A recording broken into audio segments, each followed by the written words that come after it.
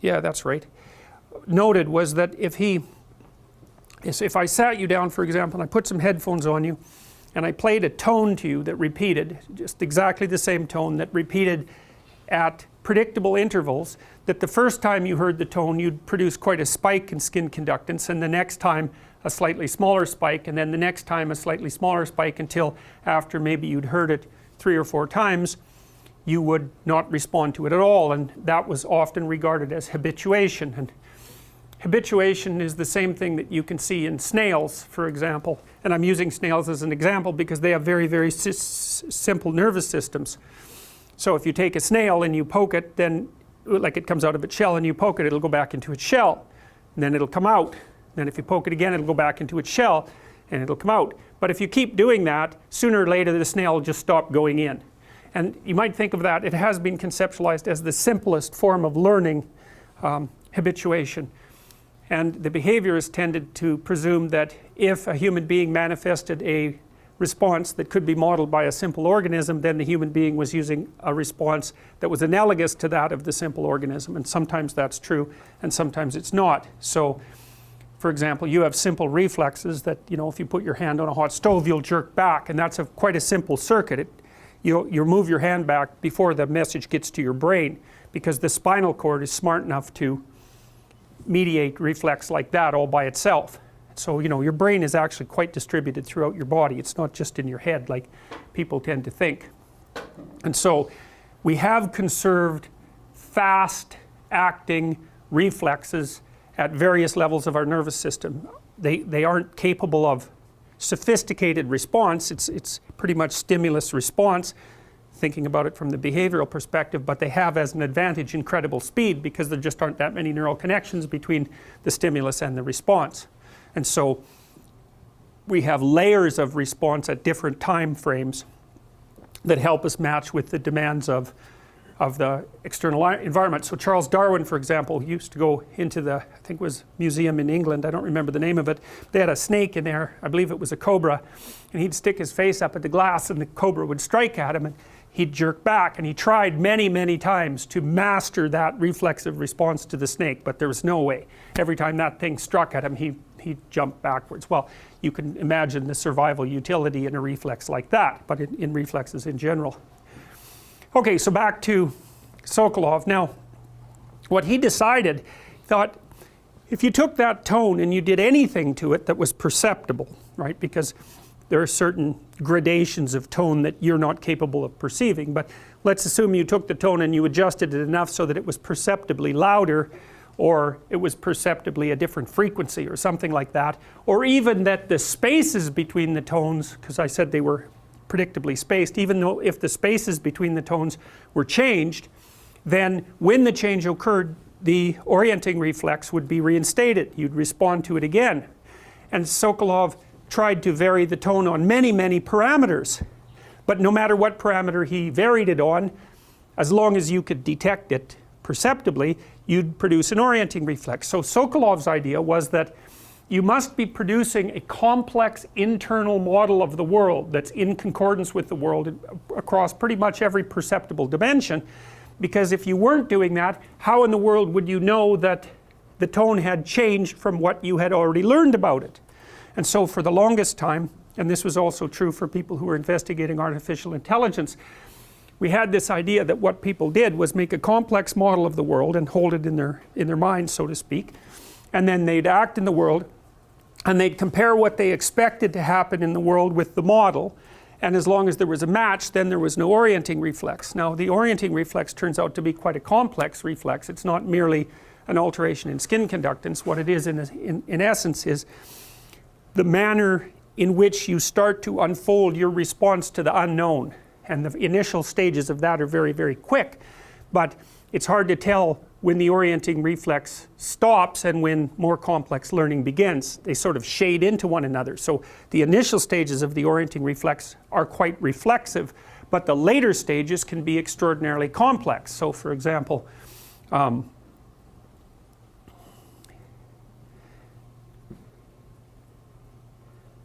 Well, I always think the example of betrayal is the best one because it's so complex. So imagine that, you know, you come home and you find evidence, lipstick or something like that, evidence that the person that you're with is betraying you. The first thing that's going to happen is that you're going to orient. There's going to be a real shock, and that's reflexive. It's very much akin to the response that you would manifest if you saw a predator or snake or something like that. And so that's very instantaneous, you know, and then that'll prepare you for action. You'll get ready to do whatever it is that you need to do next. That'll be a very unpleasant thing, but then it might take you even years to fully manifest the learning that would be necessary in a situation like that, because there's so many things that you have to reconsider. First of all, the person might now appear to you as a threat. That's pretty immediate. So there's a biological, physiological response first. Your body reacts first. Then you respond emotionally. That's going to take a while, and you know that emotional response might extend over days or weeks or months or even years. And then as you're doing that as well, you're going to try to start to resort out your interpretive schema so that it can adjust to the transformation that this error on your part, say, or this catastrophe or this betrayal, it has to adjust to whatever information that event contains. And so the orienting reflex can manifest itself over an extraordinarily long period of time. It's best to think about it as the initial part of what can be a very complex learning process. Now, that was a standard idea in psychology for the longest period of time, that we created a detailed internal model of the world, and we watched how the world was unfolding. We compared the two, and the physiology, the neurophysiology of this was even understood to some degree, even by the Russians in the early 1960s, because they basically localized. You could use complex EEG, electroencephalogram technology, to localize where the orienting reflex was occurring in the brain, and basically it appeared to occur, roughly speaking, in the hippocampus. And the theory arose that your brain, your cortex, let's say, produced a very complex model of the world, an internal model, and your senses were producing a model of the external world, and the hippocampus was watching those two things to see if they matched. And if they didn't match, there was a mismatch signal, and that would be the orienting reflex, and then your body would start to prepare itself for whatever that mismatch meant, and then you would engage in exploratory behavior to try to update your model. That was the standard theory, and it was very well accepted theory. It has elements of cybernetic theory in it, but it was well accepted enough so that when people first started to experiment with artificial intelligence, that's how they tried to make artificially intelligent systems. They tried to make ones that would model the world and then act and then compare the changes in the world to that model. But that didn't go anywhere, as it turned out, because it turned out that it's so difficult to see and model the world that people had no idea how complex that was. It was impossibly complex, as it turned out. And so that's part of the reason we don't have robots wandering around doing apparently simple things like walking in an environment like this. Now, when we look at the environment, we think, well, it's not that hard to look at. It's full of objects, and they're just self-evident. There they are, and we can just wander through it, you know. And we don't even do that consciously to any great degree, because so much of that perception is presented to our consciousness without effort, in some sense. But the AI guys learned pretty quick that perceiving the world was way more difficult than anybody had guessed. And then this experiment really, in some sense, put a phenomenological punch behind that observation, because one of the presuppositions of the orienting reflex theory that I just laid out was that you were very good at detecting changes, that your nervous system would automatically detect change, anomaly, right? Any mismatch between your model and what you expected. And then, well, the AI guys, I think, figured out, first of all, that was a big problem, that the problem of perception was much more complicated than that. You know, it's out of that same set of observations, in some sense, that postmodernism emerged in literature, because in literary criticism, because, well, it turns out to be hard enough to see a normal object like a chair, and part of that is you know, if you just do that to the chair, it's really different than it was before. You could imagine how different it would be if you tried to paint the chair under both those conditions, right? and if you really got good at looking at it, you'd find that even though if I asked you what color this is, you'd say white. If you were actually painting it, you'd find out that the colors of the chair when it's in that location and the colors in the chair when it's in that location, just because of the difference in lighting, are substantially different. I think it was Monet, who painted a very large series of haystacks in the French countryside, right, in different seasons and under different conditions of illumination, just because he was exploring how radically different the same object could be as it moved through contexts. And so it isn't even obvious why we think this is the same object when you move it. And the answer is something like, well, you can sit on it in both positions, which is not a description of an object, by the way. Right? That's a description of something that's useful, something that's a tool, something that exists in relationship to your body. It's not an object. And so if you think that just looking at something like a chair is almost impossibly difficult and subject to interpretation, then imagine how difficult it is to perceive something like a text, like a novel, because a novel obviously is subject to multiple interpretations, and the interpretations are going to depend on, well, at least in principle, on the intent, conscious and unconscious, of the author, of the time, of the place, of the culture, of the language. Then that's just on the side of the production itself, but then there's the reader. It's like, I've read books when I was 16 and then reread them, say, when I was 40, and the book was almost completely different as far as I was concerned, partly because I knew what was in it the second time and I didn't know what was in it the first time. And so the meaning that manifests itself out of a book is a consequence of all the complexity of the book plus all the complexity of the reader. And so, if you're reading Russian literature, for example, and you've already read 50 Russian novels, you're going to be in a much more you're going to be in a different interpretive space than you are if, say, the Russian novel is the first novel you've ever read. And the postmodernists were grappling with this, as well as with many other ideas that I think contaminated their thinking. And their conclusion was, well, you can't extract out a canonical meaning from a text. It's so dependent on the situation that to say the text has a interpretable meaning is actually an error. Now, just because it's difficult to do something doesn't mean it's impossible. And there's massive holes in the postmodernist view, as far as I think it's an unbelievably pathological view personally. But the thing is that there are reasons why it emerged, and the reasons were analogous to the reasons that the AI project initially failed, and analogous to the reasons that this experiment turned out the way it did. So I'm going to show you this. Many of you have seen this already, but as I said, it doesn't matter. So your job here is to count the time. You see, there's a team of 3 people here dressed in white, and there's a team of 3 people here dressed in black. And your job is to count the number of times the white team throws the basketball back and forth to the white team members, okay? So we'll just run that.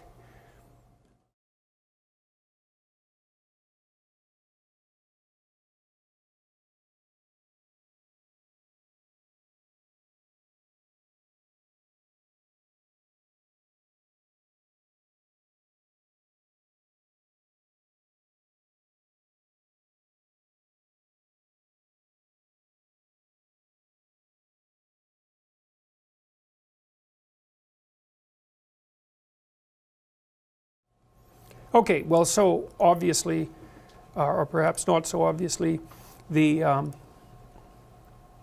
number of times I believe that they threw it back and forth was 16, if I remember this correctly. But of course, that's not really the issue, because what happens in the middle of the scene is that a guy wearing a gorilla suit comes out into the middle of the screen and pounds his chest 3 or 4 times, and he comes out quite slowly, as you saw. How many of you? Is there anybody here who didn't see the gorilla? No, well, and I presume all of you knew about this video anyways.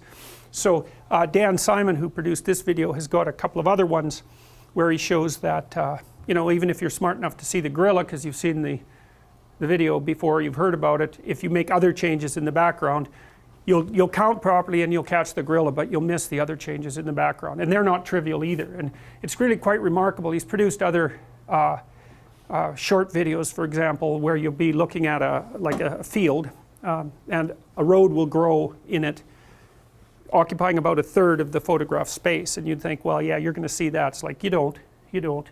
So, okay, so this threw a big spanner into the works, this sort of experiment, along with the AI failures, and we could even say the postmodern dilemma. It's like, well, everyone, virtually, every psychologist would have predicted before this series of experiments that there's no damn way you'd miss that gorilla, because your nervous system was actually attuned to change in the environment, and like that's a big change, and it's also a gorilla. It's something you would really think that you couldn't miss, you couldn't possibly miss, especially when it's occupying the center of the visual field.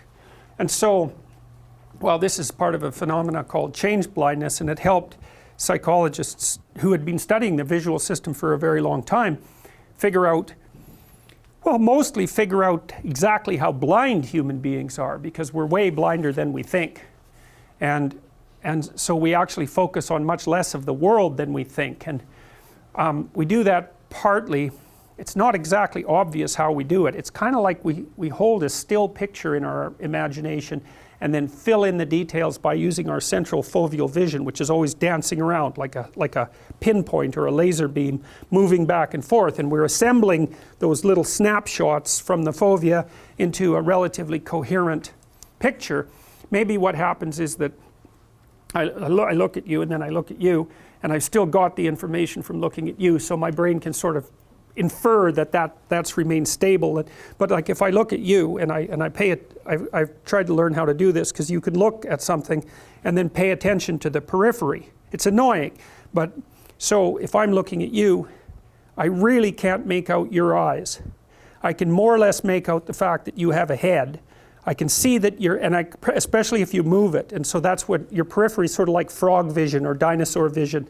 It's much better at picking up movement than it is at picking up something that's staying still, and that makes sense because, well, if it's staying still then, and it hasn't already hurt you, then it's probably not going to hurt you, but if it's moving, then, you know, that's a good thing that you might pay attention to. And so if your periphery catches movement, then you'll focus your fovea on it. It's like you go from really low resolution to really high resolution. And so the center of your vision is incredibly high resolution, but then it fades into low resolution as you move towards the periphery until it's out here, which would say be about 170 degrees. If I concentrate on this hand, I can tell it's a hand mostly when it's moving. I have no idea what color it is. This one I can't see at all. And then I can probably see my fingers now. And then I can clearly see them if I look at them with my fovea. And so your vision is a very, very strange thing, and it's focusing on something very specific. And so you're pointing your eyes at something very specific, and that's what you seem to see. And so then that opens up a whole new universe of questions. It's like, how do you decide what to point your eyes at? That turns out to be an insanely complicated problem. John Vervaeke talks about that all the time as the problem of relevance. And the issue is, well, there's many things in the world. There's an infinite number of things, let's say, and you're not going to be able to see them, that's for sure, even if they happen to be changing, as it turns out. And so out of this mess, first of all, how do you pick what to look at? And second, even if you do pick it, how do you see it? Because it's so crazily complicated. So that's the problem that we're going to try to unpack. Now, roughly speaking, what seems to have happened with the gorilla video is you have to take that first theory that you make a complete model of the world, and then a complete model of the world which is the objects in the world and how they're interacting, and you compare that to the objects in the actual world and how they're interacting. You have to modify that model. You say, well, no, you're certainly not making a complete model. And people should have known better anyways, even subjects to the limits of your perceptions, because there's all sorts of things in the world that you can't directly perceive.